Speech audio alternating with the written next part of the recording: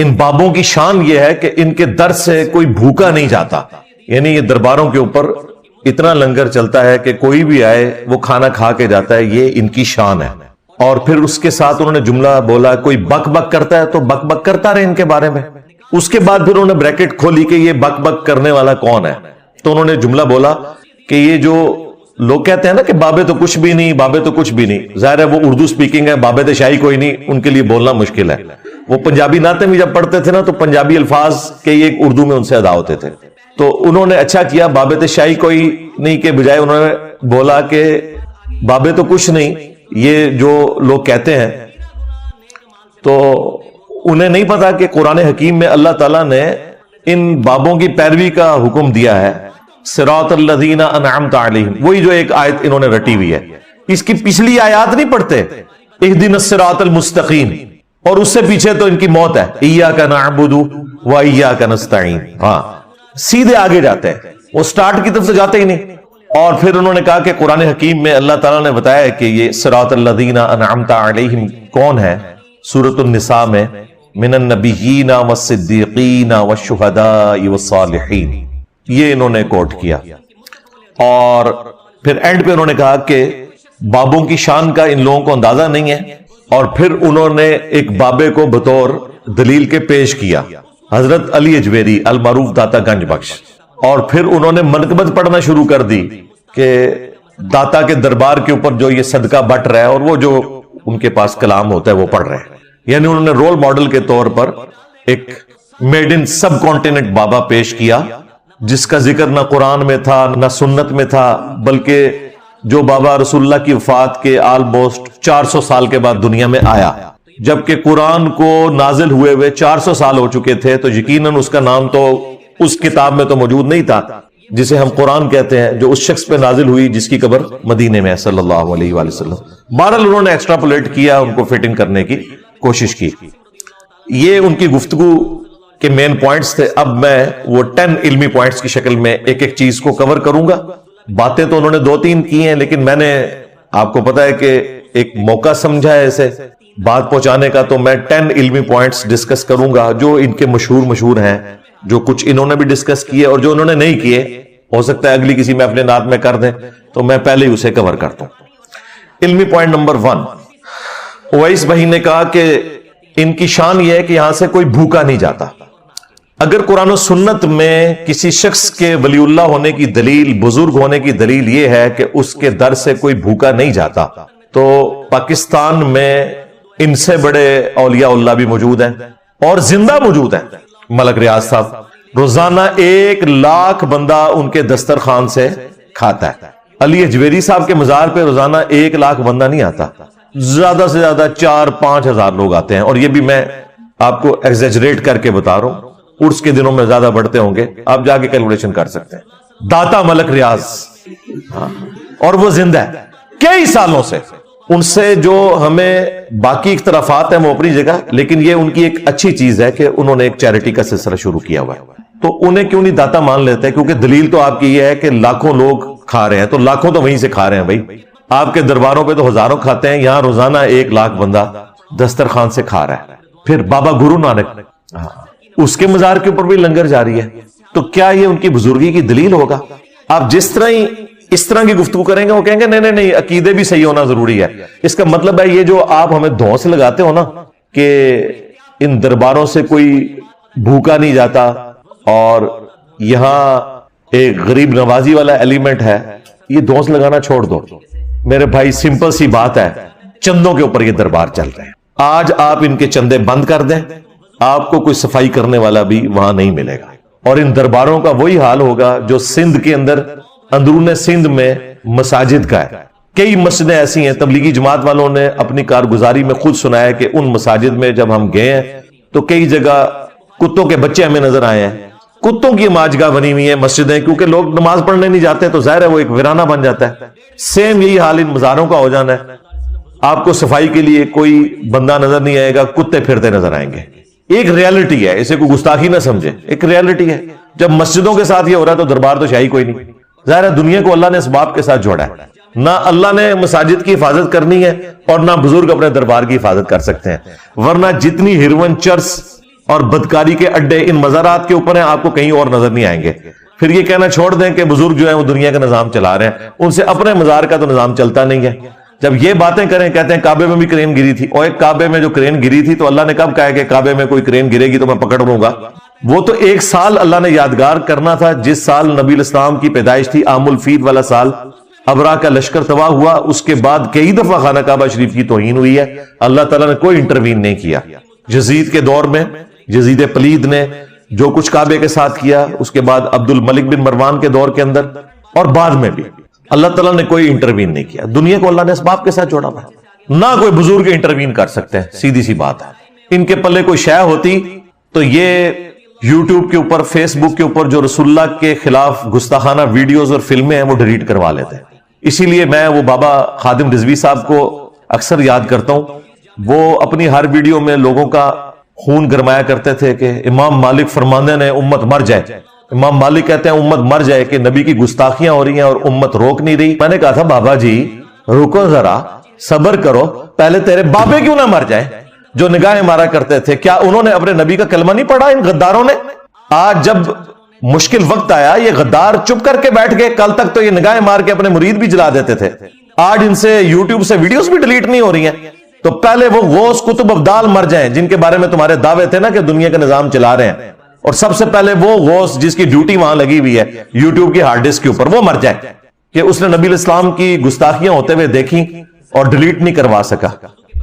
اور کچھ نہیں کوئی کر سکتا میرے بھائی, دنیا کو اللہ نے اسباب کے ساتھ جوڑا ہوا ہے, سیدھی سی بات ہے. یار سائنس نے پرانے بزرگوں کی مٹی پلید کر دی, آج کے لوگوں کی بھی مٹی پلید کر دی, اور سب سے بڑھ کر سائنس کی برکت سے آج ہم قرآن و سنت آپ کو سکرین پہ دکھا سکتے ہیں, اور یوٹیوب کی برکت سے آپ کے گھروں میں پہنچ جائیں گے اور آپ کو بتائیں گے کہ یہ رسول اللہ کا دین ہے اور یہ بابوں کا دین ہے, فرق بتائیں گے اس کا صلی اللہ علیہ وآلہ وسلم. تو یہ چندوں کے اوپر سارا سلسلہ چل رہا ہے. وہ چندے جمع ہوتے ہیں, انہی چندوں میں سے کچھ آپ کے اوپر لگا دیا جاتا ہے اور کچھ وہ زیادہ تر خود ہی کھا لیتے ہیں, محکمہ اوقاف کے لوگ یا وہاں کے ملازمین. جہاں درجنوں لوگ صرف نوٹ گننے کے اوپر بیٹھے ہوئے ہوں داتا دربار پہ, میں تو جاتا رہا ہوں, مجھے تو آئیڈیا ہے. ہم لوگ تو کئی دفعہ شب جمعہ وہیں گزارا کرتے تھے, یہاں جیلم سے ریل کار پہ جایا کرتے تھے, تو وہاں جو کچھ ہو رہا ہوتا ہے وہ ہمیں پتہ ہے, سب کچھ چندوں کے اوپر چلتا ہے. جوتیوں کے اوپر ٹوکن لگایا ہوا ہے, 60-70 روپے ایک جوڑے کا وہ لیتے ہیں, ادروائز آپ کو جوتیاں واپسی پہ سلامت نہ ملیں. اور آپ کو یہ کہانیاں سناتے تھے کہ بزرگوں کے مزار سے کوئی چھوٹی سی چیز بھی چوری کر کے چور نکلا تو وہ اندھا ہو گیا. تو میرے بھائی پھر تو سارے اندھے ہو جانے چاہیے. جوتیاں تو روپیہ چارج نہیں کیا جاتا, ساروں کی گاڑیوں پر موٹر بائکس کے اوپر ٹوکن لگے ہوئے ہیں, 1 روپیہ چارج نہیں کیا جاتا. اب بتاؤ کہ بڑا داتا کون سا ہے؟ میرے نبی صاحب ہے ہی کوئی نہیں, تیرے بابے تھے شاہی کوئی نہیں, یہ کہنا بنتا ہے نا. تو یہ جو آپ لوگ دھونس لگاتے ہیں نا کہ بزرگ چلا رہے ہیں, بزرگ کوئی نہیں چلا رہے, چندوں کے اوپر سارا سسٹم چل رہا ہے. خام خواہ آپ کو ایک زام ہو گیا. یہ اردو میں ہم لفظ بولتے ہیں زوم, ویسے لفظ عربی میں زام ہے.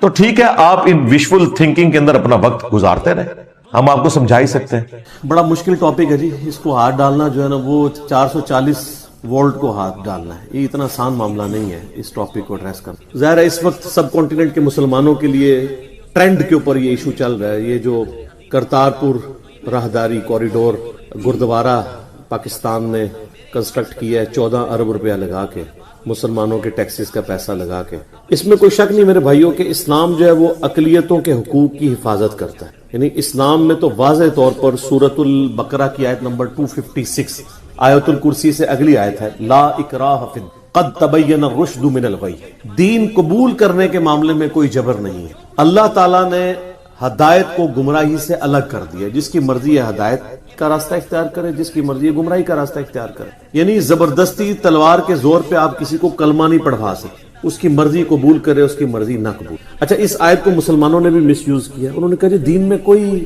جبر تو ہے نہیں ہے.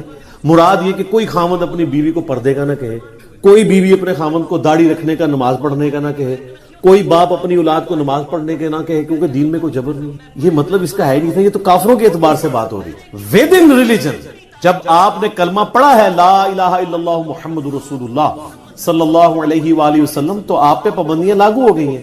یہ تو اسی طریقے سے ہے کہ کوئی شخص کہتا ہے میں پاکستانی فوج میں ملازمت تو کروں گا لیکن وردی نہیں فوج کی پہنوں گا, تو ایک دن بھی وہ ملازمت نہیں وہاں پہ کر سکتا. تو اسلام بھی چند حدود اور قیود کا نام ہے, وہ مسلمان نے اسے پریکٹس کرنا ہے. جیسے مسلم شریف میں حدیث ہے 246، آپ صلی اللہ علیہ وآلہ وسلم نے فرمایا بندے کے کفر اور اسلام، شرک اور ایمان کے درمیان فرق نماز ہے۔ اب کوئی شخص کہتا ہے مسلمان تو ہوں لیکن اسلام میں کوئی جبر نہیں کہ نماز پڑھنا کوئی ضروری نہیں ہے، تو ایسے تو نہیں ہوگا۔ تو یہ ہے تھی کافروں کے اعتبار سے کہ انہیں گن پوائنٹ کے اوپر تلوار کے زور پہ آپ کلمہ نہیں پڑھوا سکتے۔ اللہ نے حق اور باطل کا راستہ الگ کر دیا ہے، جس کی مرضی حق کا راستہ اختیار کرے، جو باطل کا راستہ اختیار کرنا چاہتا ہے خود ہی جہنم میں جانا چاہتا ہے، ضرور جائے، اللہ تعالیٰ کو اس حوالے سے کسی کی پرواہ نہیں ہے۔ لیکن یہ یاد رکھیے گا، ایسی غیر مسلم رعایا جو کسی مسلمان ملک میں رہتی ہو، اسلامی ملک تو ہم اس وقت دنیا میں کسی ملک کو نہیں کہہ سکتے، مسلمان ملک، پاکستان یا سعودیہ یا ایران یا اور مسلمان جو ممالک ہیں، اگر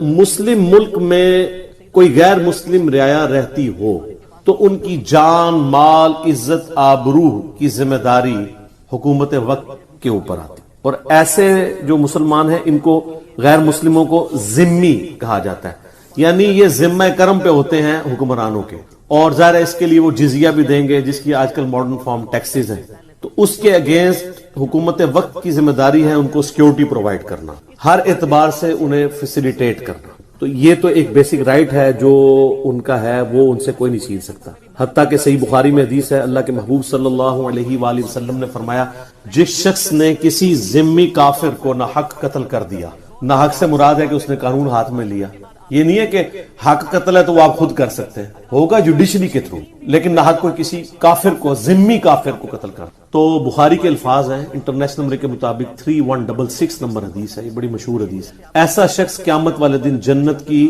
خوشبو بھی نہیں پائے گا، حالانکہ جنت کی خوشبو 40 سال کی مسافت سے آ رہی ہوگی، لیکن ایسا شخص جس نے کسی ذمی کو قتل کیا، چاہے وہ کافر ہی تھا، وہ جنت میں تو داخلہ دور کی بات، اسے خوشبو بھی نہیں آئی۔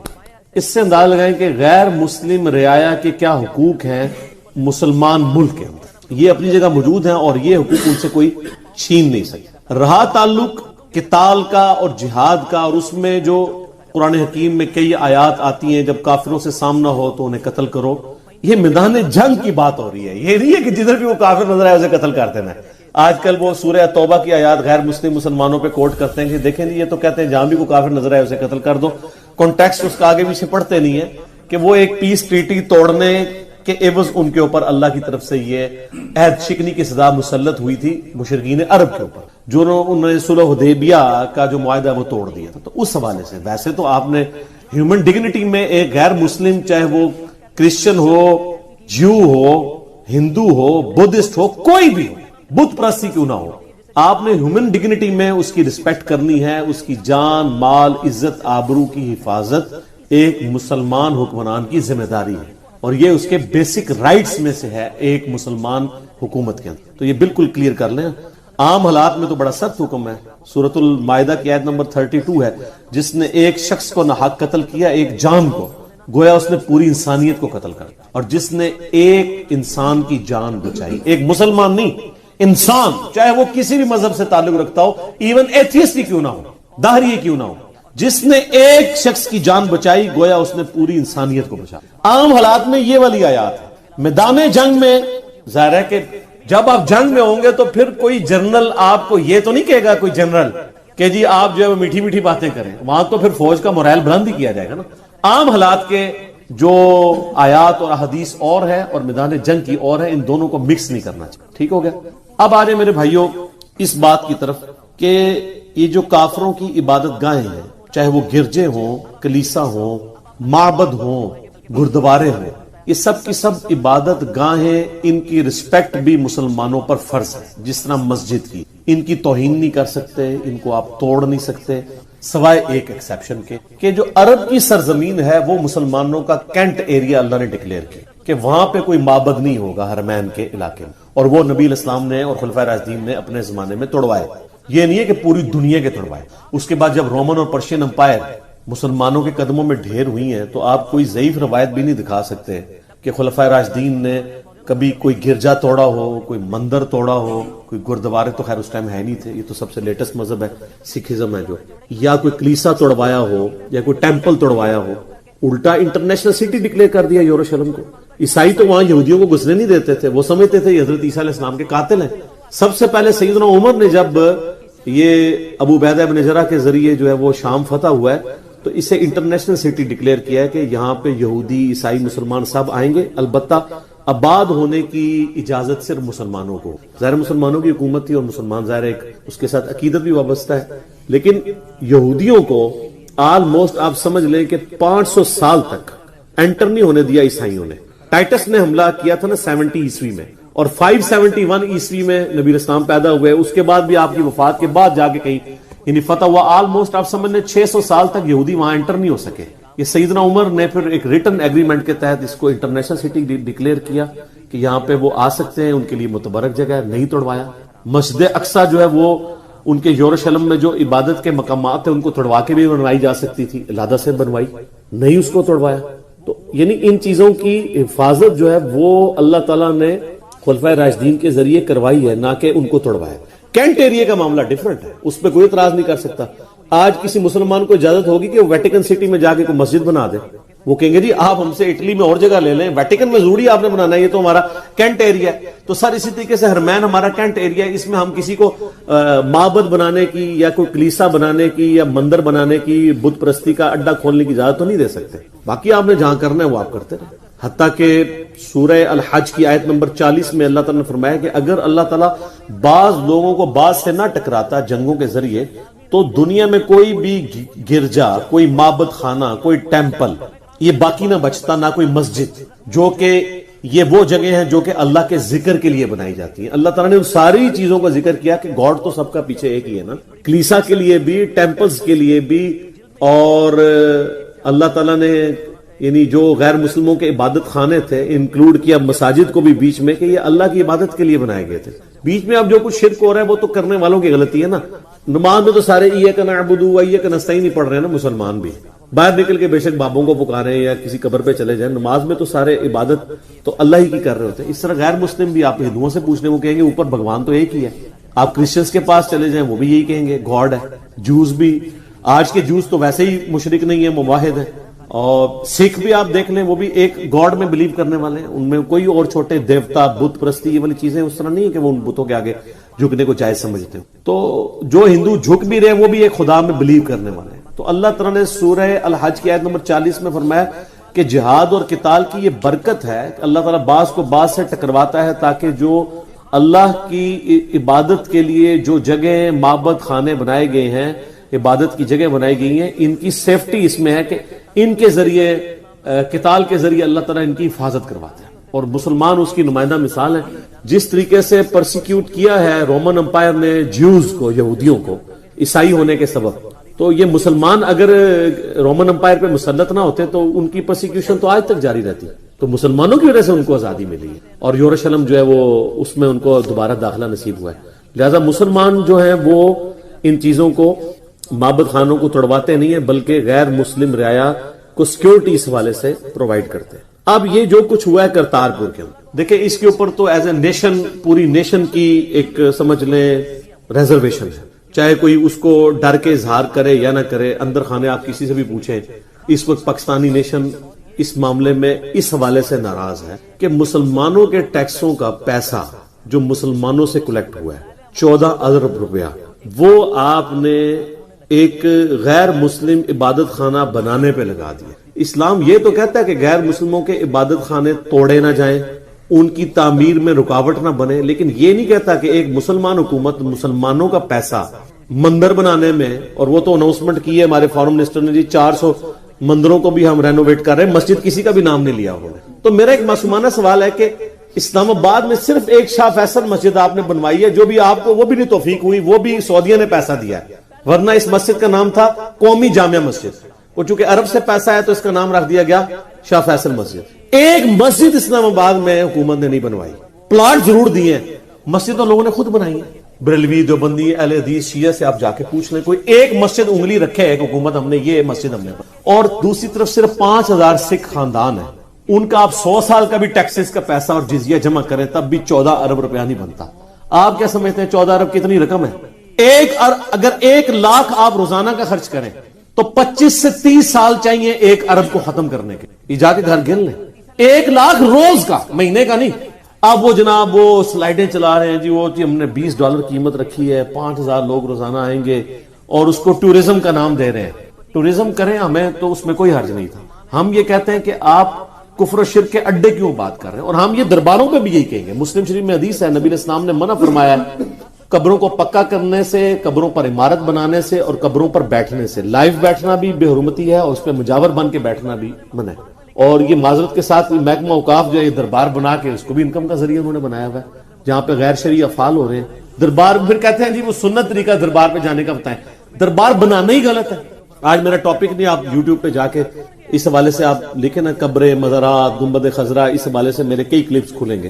لاکھوں لوگوں نے وہ کلپس دیکھے ہیں. آج میں اس ٹاپک کی طرف نہیں جانا چاہتا. لیکن یہ گردوارے بنوانا، مندروں کو رینوویٹ کرنا، دوسری طرف مسلمانوں کی یہ حالت ہے. اب میرا ایک معصومانہ سوال ہے کہ اس وقت جو کشمیر میں 9 لاکھ فوج لگائی ہوئی ہے ظالم انڈین آرمی نے، اس میں سے 2 لاکھ سکھ ہیں. تو یہ گردوارے کے افتتاح کے بعد تو انہوں نے بیلٹیں اتار کے تو انڈین گورنمنٹ کے حوالے کر دی ہوں گی نا کہ جی پاکستانی گورنمنٹ نے ہمارا اتنا ساتھ دیا ہے تو ہم یہ 2 لاکھ لوگ جو ہیں وہ ابھی نوکری سے ریزائن کرتے ہیں، ہم بھی پاکستان شفٹ ہونے لگے. کوئی آئیے خبر؟ الٹا وہ پوسٹیں بنائی ہوئی ہیں جی، روز کے $20 بنے، مہینے کے اتنے، سال کے اتنے، 5000 بندہ آئے گا، اور ادو آئے گا ویکھا جائے گا 5000 روز دا. 5000 روز ہے، تھوڑی ایویں پرسیپشن ہی غلط ہے. ایڈے ویلے نہیں بیٹھے کو ارباں چ نہیں نے کہ 5000 روز دے آن گے. وہ مکہ مدینہ ہی ہے جدھر اتنے لوگ جانے کے لیے تیار ہوتے ہیں. سال بعد، اور سال بعد جو آمدن ہونی تھی وہ فری رکھ دی ہوئی ہے، وہ فری ہے. اور باقی بھی سارے انڈیا کے تھرو آ رہے ہیں. انڈین اکانومی کو ضرور زیادہ فائدہ ہوگا، ہمیں بھی تھوڑا بہت ہوئے گا. لیکن سر یہ 14 ارب آپ جب پورا کریں گے تو پتہ چلے گا یہ 14 ارب پورا کب ہوگا جو آپ نے لگا دیا ہے. ویسے تو آپ بے شک کیلکولیشن کرتے ہیں، لیکن پریکٹیکل گراؤنڈ ریئلٹیز اس سے بالکل ڈفرنٹ ہے. تو شرعی مسئلہ اگر آپ پوچھیں، جذباتی ڈاکٹرائن کو رکھیں سائیڈ پہ. آپ نے اللہ کو جان دینی ہے، میں نے بھی اللہ کو جان دینی ہے، لیکن وہ افریدی صاحب والی اللہ کو جان نہیں دینی ہے، جھوٹی قسم دی، یعنی وہ سلوگن کے طور پہ. صحیح والی اللہ کو جو جان دینی ہے تو کسی بھی مسلمان سے پوچھیں، چاہے وہ جتنا بھی گیا گزرا ہے، اس سے پوچھیں کیا مسلمانوں کے ٹیکسز کا پیسہ مسلمان حکومت شرک کے اڈے بنانے کے اوپر، کافروں کی عبادت گاہیں بنانے کے اوپر لگا سکتی ہے؟ تو کہے گا نہیں لگا سکتی. لیکن سارے گونگے بنے ہوئے ہیں. ہمارے وہ جو وفاقی وزیر ہیں اس کے مذہبی امور کے، وہ وہاں ماشاءاللہ قادری صاحب تقریریں بھی کر رہے ہیں جا کے. ان کی تقریر انہوں نے کرائی اس لیے کہ ایک داڑھی پگڑی سے آپ کو سب کو دھوکہ دے دیا جائے. وہ تو مسلم شریف میں حدیث ہے نا کہ اللہ تعالیٰ تمہاری شکلوں اور مال کو نہیں دیکھتا، دلوں اور اعمال کو دیکھتا ہے. یہ شکلوں سے دھوکے تو آپ پبلک کو دے سکتے. یہ تو جو کچھ جن لوگوں نے کیا یہ اللہ تعالیٰ کے حضور اس کا جواب دیں گے. تو چاہے یہ بات کسی کو بری لگے، چاہے اس کو وہ جتنی مرضی کھینچ تان کے کرنے کی کوشش کرے، نہیں جی آپ وہ بات سمجھیں اس وقت ہم نے انڈیا کو یہ کرنا ہے، فلاں کو یہ کرنا ہے. بھائی اور طریقے ہیں، آپ برادری کھولیں، ضرور کھولیں. آپ فنڈ ریزنگ ان کو کہیں کہ جی سکھ خود فنڈ ریزنگ کرے، اتنا خرچہ ہوتا ہے، فنڈ ریزنگ کریں. وہ جو ہے وہ کسی بھی یعنی پاکستان کی کمپنی کو ہائر کریں اور اس کے ذریعے کنسٹرکٹ کروائیں. ٹھیک ہے. حکومت کیوں جو ہے وہ پیسہ جو ہے مسلمانوں کے ٹیکسز کا ان کے اوپر لگا رہی ہے؟ ہم کب کہہ رہے ہیں کہ آپ وہ بننے نہ دیں، بنائیں، اس سے بڑا بنائیں، جتنا مرضی کریں. لیکن مسلمانوں کے ٹیکسز کا پیسہ اس کام کے لیے ان کی اجازت کے بغیر، اس سے پہلے تو ریفرینڈم کروانا چاہیے تھا، مسلمانوں سے پوچھنا چاہیے تھا. تو میں دیکھتا ہوں کہ کتنے لوگ ہیں جو ان کے حق میں فیصلہ دیتے ہیں. ویسے ڈر کے نہ کوئی بولے جی اس وقت وہ تیل دیکھو، تیل کی دھار دیکھو، اور فوراً وہ جس طرف کوئی تگڑی پارٹی ہوتی ہے اس طرف لوگ لگ جاتے ہیں. تو اگر آپ نے اللہ کو جان دینی ہے واقعی اور آپ اللہ سے ڈرتے ہیں تو کم از کم آپ یہ کہہ دیں کہ ہم بزدل ہیں. شرعی مسئلہ یہی تھا لیکن ہم بزدل ہیں، ہم بول نہیں سکتے، ہماری مجبوری تھی. ٹھیک ہے. لیکن کم از کم ایک غریب تو بدتمیز اتنے تو نہیں کریں. ایک آپ نے کام غلط کیا ہوا ہے، اوپر سے اس کو جسٹیفائی کریں گے تو سر پھر اللہ تعالیٰ کے حضور آپ مجرم شمار ہو. تو میں نے تو کلمہ حق بلند کر دیے اس حوالے سے، اور ہمیں پوری دنیا سے سوالات ریسیو ہو رہے تھے. ہم نے پبلک ڈائنامکس کو نہیں دیکھنا کہ اس وقت کون کس بات سے خوش ہوتا ہے اور کون کس بات سے ناراض ہوتا ہے. اللہ از دا ٹاپ پرائورٹی. ان صلاتی و نسکی و محیای و مماتی للہ رب العالمین. اللہ کو ماننا بہت آسان ہے، اللہ کی ماننا مشکل، یہ بڑا مشکل کام. تو یہ اللہ کی ماننا ہے کہ آپ ان چیزوں کو کنڈیم کریں. پھر یہ جناب آج کل ایک بڑی وہ کہانی ہے جی، وہ دیکھیں جی everything is fair in love and war. محبت اور جنگ میں ہر چیز جائز ہے. یہ کہانی ایک بڑی ڈاکٹرائن کے طور پہ پیش کی جاتی ہے. یہ کوئی آیت ہے قرآن کی، کوئی حدیث ہے، کوئی کسی صحابی کا یا اہل بیت میں سے کسی کا قول ہے؟ یہ تو بالکل اینٹی اسلامک چیز ہے. اسلام میں تو محبت اور جنگ کی بنیاد کے اوپر ہر چیز حلال نہیں ہے. محبت اور جنگ کے بھی اصول ہیں، یہ آپ کے محاورے ہیں. اسلام جو ہے وہ آپ کو شتر بے مہار نہیں چھوڑتا.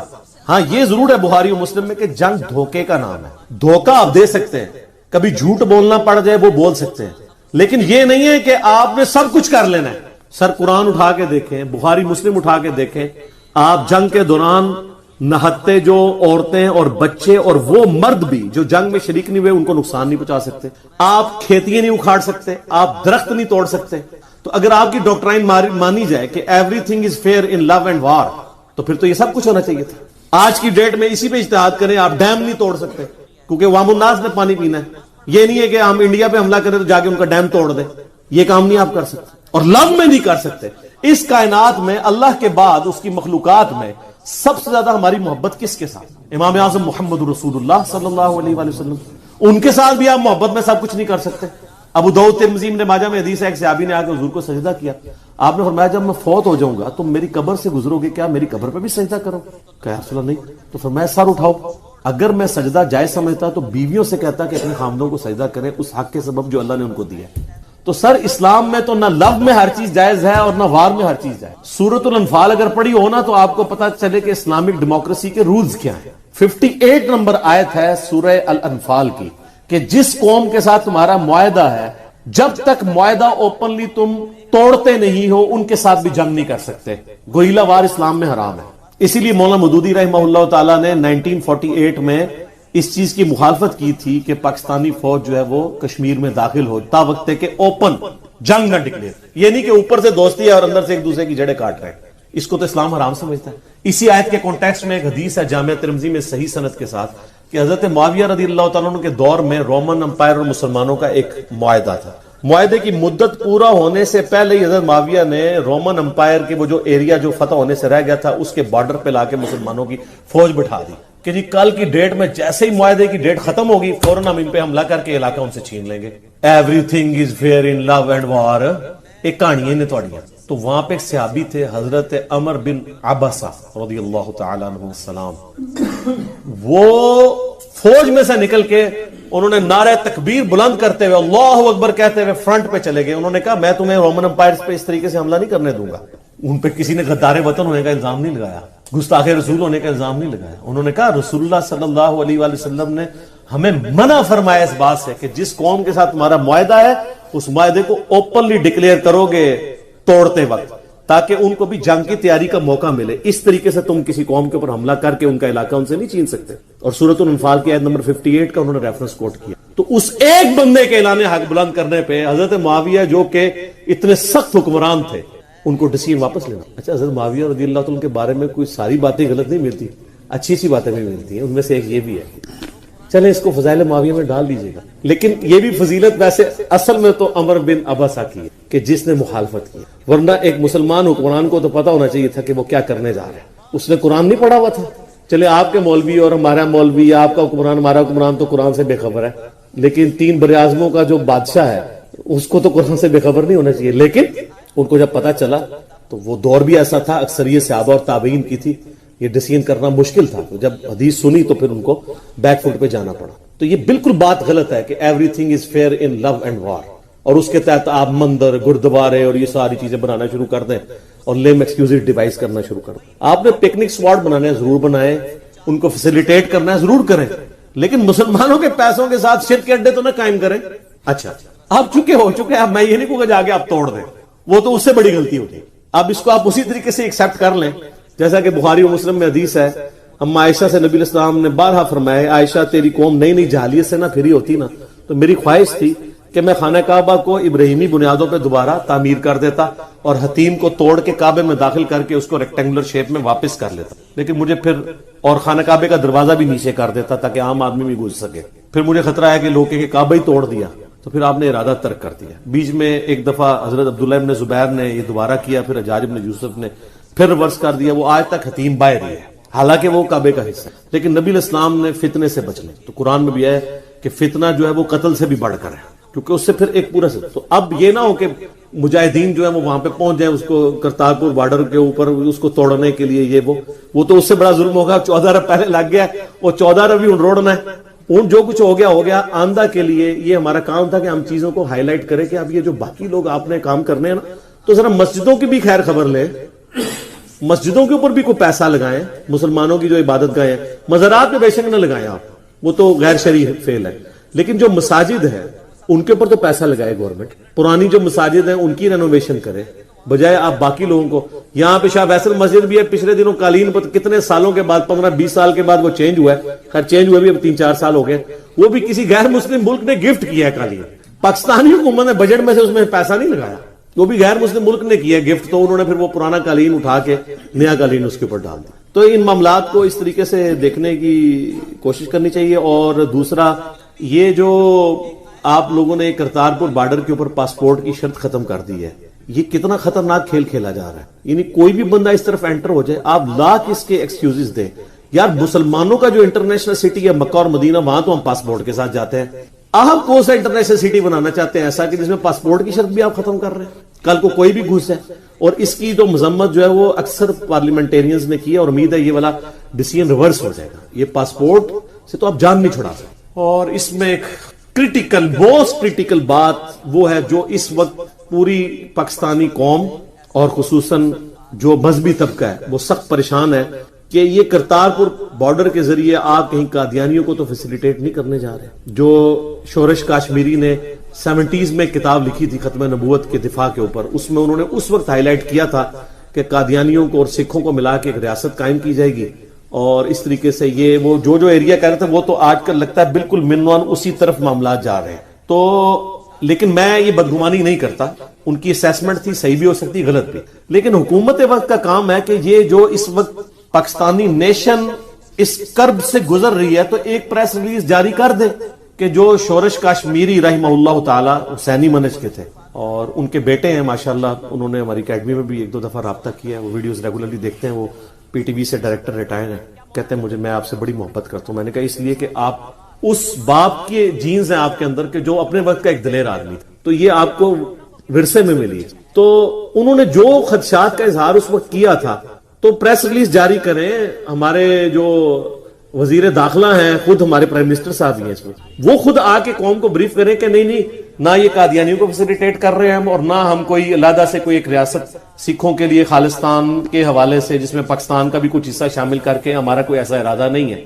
ایک آفیشیل سٹیٹمنٹ جاری کر دیں. اور ڈی جی آئی اس پی آر سے بھی ریکویسٹ ہے کہ سر آپ بھی ایک ٹویٹ کھڑکا دیں, تاکہ مذہبی طبقہ جو پہلے ہی آپ لوگوں کے بہت زیادہ خلاف ہوا ہے وہ تھوڑا ڈیلیوٹ ہو. اگر آپ یہ نہیں کریں گے تو وہ آلریڈی سینٹیمنٹس جو ہیں ان کو ہوا ملے گی, کیونکہ وہ کہتے ہیں دیکھیں گے تردید تو کوئی نہیں کر رہے, اتنا زیادہ پراپیگنڈا ہو رہا ہے. باقی معاملات میں تو جگہ جگہ آپ کو فوراً بیانیے, ٹویٹیں اور چیزیں نظر آنا شروع ہو جاتی ہیں. جہاں اتنا بڑا ایک مسئلہ بنا ہوا ہے, ہر طرف سے خاموشی نظر آ رہی ہے. کیوں؟ تو پھر لوگوں کا شک تو یقین میں بدل رہا ہے. تو کلیئر کریں اس کو کہ ہم یہ کام نہیں کرنا چاہ رہے, ہم پیورلی صرف سکھوں کو اکاموڈیٹ کرنا چاہ رہے تھے. اور یہ باقی میں نے پرائم منسٹر کی تقریر بڑی اچھی تھی جو انہوں نے اس افتتاحیے کے اوپر کی ہے, لیکن افسوس اس میں کمزوری تھی. بابری مسجد کا انہوں نے ذکر تک نہیں کیا. اب کوئی کہ جی وہ ڈیسیژن ان تک پہنچا نہیں تھا, اسی دن آیا تھا, تھوڑی دیر بعد پتا چلا, چلے ٹھیک ہے. تو اس سے اگلے دن سر وہ جو 10 تاریخ کو سیرت النبی کانفرنس ہوئی ہے اس میں ذکر آ جاتا بابری مسجد کا. ہاں یہ ضرور ہے کہ 9 نومبر والی جو کرتارپور بارڈر کی افتتاحیہ تقریب میں انہوں نے جو ہے وہ کشمیر کا ذکر کیا, اس کی مجھے بہت خوشی ہے. کشمیر کے حوالے سے جتنی انہوں نے باتیں کی وہ ضروری تھی. یہ نہ ہو کہ کرتارپور کی خوشی میں آپ کشمیریوں کا غم بھول جائیں. اور بڑی صحیح موقع تھا وہ چوٹ لگانے کا کہ ہم تو یہ گڈ جیسچر دنیا کے سامنے دے رہے ہیں کرتارپور بارڈر کا, اور دوسری طرف انڈیا نے 80 لاکھ انسانوں کو قید کیا ہوا. اور اتنی دردناک سٹوری ہیں, وہ ہمارے میڈیا کے لوگ تو نہیں بتا رہے, آپ فورن میڈیاز کو دیکھیں تو وہ بتا رہے ہیں کتنے لوگوں کی موتیں ہو رہی ہیں وہاں پہ بیماری کی وجہ سے, ہاسپٹل نہ پہنچنے کی وجہ سے, کسی کو سانپ کاٹ گیا, کسی کے ساتھ کوئی مسئلہ ہو گیا. تو وہ وہاں پہ ڈاکٹر بھی پروٹیسٹ کے اوپر ہے کہ یار یہ لوگ مر رہے ہیں اور یہ لوگ اس طرح کر رہے ہیں. تو اس ایشو کو اجاگر کرنے کی ضرورت تھی, اور وہ پرائم منسٹر نے کیا ہے. اور اس کو بالکل ڈھیلا نہ چھوڑیں, اس کو بار بار ہائی لائٹ کرنے کی ضرورت ہے. صرف 1-2 دفعہ بات کرنے کی ضرورت نہیں ہے, اور نعرے لگوا کے صرف معاملات نہیں حل ہونے. بدماش جو ہے نا جی, اس کو اگر آپ نے رائے راست پہ لانا ہوتا ہے تو وہ قراردادی مذمتی قراردادوں سے اور اخلاقی باتوں سے نہیں صرف وہ مانتے, اس کے لیے اس سے بڑھ کے کچھ اور کرنا پڑا. ویسے آپ لاکھ نعرے لگواتے رہے قدم بڑھاؤ ہم تمہارے ساتھ ہیں, وہ جن کو ہم نعرے لگا کے کہہ رہے ہوتے وہ قدم ہی نہیں بڑھا رہے ہوتے. تو جب ایسا نعرہ لگ رہا ہونا تو جنہوں نے قدم نہیں بڑھانے وہ نعرہ نہ لگنے دیا کریں, ان کو کہ یار ہم نے قدم نہیں بڑھانے, ہم نے صرف مذمتی قراردادیں پیش کرنی ہے. آپ یہ کہا کریں مذمتی قراردادیں پیش کرو ہم تمہارے ساتھ ہیں, قدم تو بڑھائی کو نہیں نہ رہے. قدم بڑھائیں تو پھر وہ نعرہ جسٹیفائی ہوتا ہے نا. تو الحق مرن عربی میں محاورہ ہے سچ کڑوا ہوتا ہے, انگلش میں بھی ہے ٹروتھ از آلویز بیٹر. لیکن سچائی کی کڑواہٹ جو ہے جیسے دوائی کی کڑواہٹ ہی بیماری دور کرتی ہے نا, سچائی کی کڑواہٹ ہی جو اخلاقی اور قومی لیول کی اور معاشرتی لیول کی سوشل بیماریاں ان کو دور اعلان حق ہی کرتا ہے. تو اس لیے ٹروتھ لور بنے, کسی کے ساتھ عقیدت نہ رکھیں. عقیدت رکھنی ہے تو محمد رسول اللہ کے ساتھ صلی اللہ علیہ وآلہ وسلم, عبادت کرنی ہے تو اللہ کی کریں. باقی جس کو آپ نے دیکھنا ہے اللہ اور اس کے محبوب صلی اللہ علیہ وآلہ وسلم کے کانٹیکس میں دیکھیں. باقی جو یو این او میں پرائم منسٹر نے تقریر کی, میں نے اس کو اس وقت بھی اپریشیٹ کیا. 6 لاکھ سے زیادہ لوگ وہ انالیسس دیکھ چکے ہیں. اس میں جو میری ریزرویشن تھی وہ بعد میں کئی لوگوں نے اس کو ریزرویشن کے طور پہ بیان کیا ہے, وہ بالکل ٹھیک تھی, وہ میں نے بیان کر دی. اب بھی ہم یہ ریزرویشن سامنے رکھ رہے ہیں کہ جو شورش کاشمیری رحمہ اللہ تعالیٰ نے چیزیں قادیانیوں کے حوالے سے اور سکھوں کی خالصتان سٹیٹ کے حوالے سے جو چیزیں وسوسے, ان کو آپ ان کو چلیں وسوسے ہی کہہ لیں, آئے تھے, ان کو سیٹل کریں اور کلیئر کریں کہ یہ ایک صرف جسٹ ایک سمجھ لیں متھ ہی ہے, حقیقت اس میں کوئی. تو یہ پرائم منسٹر کا کام ہے, حکومت کا کام ہے کہ اس کے اوپر سامنے آئے اور اپنا پوائنٹ آف ویو عوام کے سامنے رکھے, ورنہ عوام تو یقین کریں اس وقت بہت دکھی ہے اس حوالے سے. تو ہم پرائم منسٹر کو جس طرح یو این او والی تقریر پہ اپریشیٹ کرتے ہیں, اس تقریر پہ بھی کرتے ہیں, سوائے ایک بابری مسجد والا ایشو ہے جس کو اٹھانے کی ضرورت تھی. اور باقی بابری مسجد کے حوالے سے جو وہاں کے